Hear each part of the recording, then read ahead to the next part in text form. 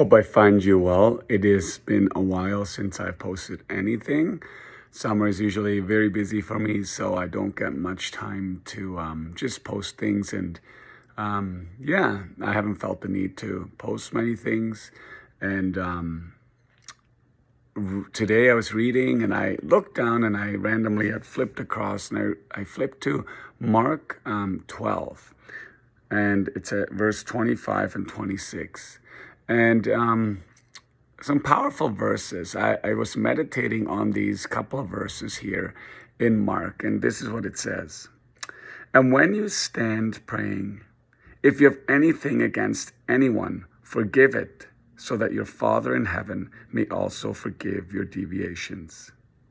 But if you do not forgive, neither will your Father in heaven forgive your deviations. And so I was thinking about this, and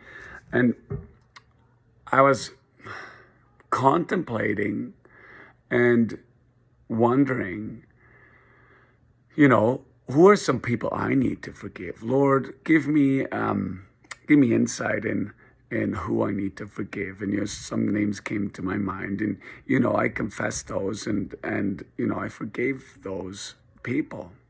And one of the things that I was thinking about, and that the Lord was kind of speaking to me too, is that through forgiveness, like the other story that came to mind was the story that I read a little while ago. I don't know exactly where it's found, but I could look it up too.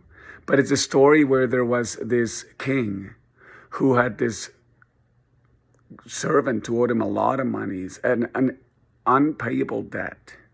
And this unpayable debt that he owed, he had to go, the king called him and said, you must pay back everything.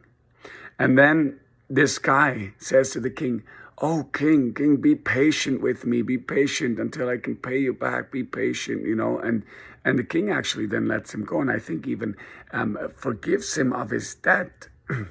And that is us. That is us people whom God, when he has redeemed us and saved us, he has forgiven us a debt that can never, ever be paid back. A debt that is so large and so big that all eternity would not be enough time to pay it back. And that is our sin issue, our sin problem. And so this man is forgiven, and he goes out and he sees a fellow Christian, I would say, in today's words. He sees another Christian, and he sees that this guy, he has bitterness towards him and resentment. And this guy owes him something, and he comes and he says to him, you owe me $5. You better pay it back. And the guy's like, oh, be patient with me. Have mercy with me. I will, and rather than forgiving his debt, he throws him in jail until everything should be paid. And so when the master hears of this, he comes and he gets this other servant that he's forgiven, the king, and he says, you wicked, wicked servant, and I will throw you in jail until you pay back every penny, and he'll never be able to pay it back. But in the same way, this story came to mind when I was reading this story. And, whenever we have unforgiveness in our hearts, or if we have some person that we are angry with and we are unwilling to forgive, God says here, but if you do not forgive, neither will your Father in heaven forgive your deviations, your sins. And one of the big things, whenever we hold a grudge or bitterness or resentment against someone, we immediately, as soon as we see that person, we have a block there. There's an invisible wall and a barrier to any reconciliation ever. You cannot reconcile with that person because as soon as you see them, you let bitterness, unforgiveness, anger, hatred, whatever it may be, flood over you. And there will never be any reconciliation if there is no forgiveness. Forgiveness is the key. It's the first step in bringing about a reconciliation. Because when you forgive, God will give you his love for that person. And then that is a starting point to reconciliation. Now, reconciliation might not look the way that you might think it should look. Because sometimes we can think that, when we forgive, things can be perfect between me and those people or that person. But actually, many times reconciliation, sometimes those people, even though it's forgiven, and even though, they mutually have forgiven one another, they might not still be the best people who jive together. They might not ever be really close, but they can love one another and pray for one another. But they may not hang out that often because they just don't click.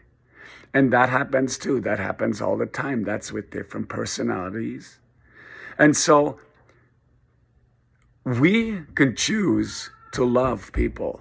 And God actually wants us to forgive one another. He doesn't say that we need to now have that person over all the time and hang out with them all the time. And, no.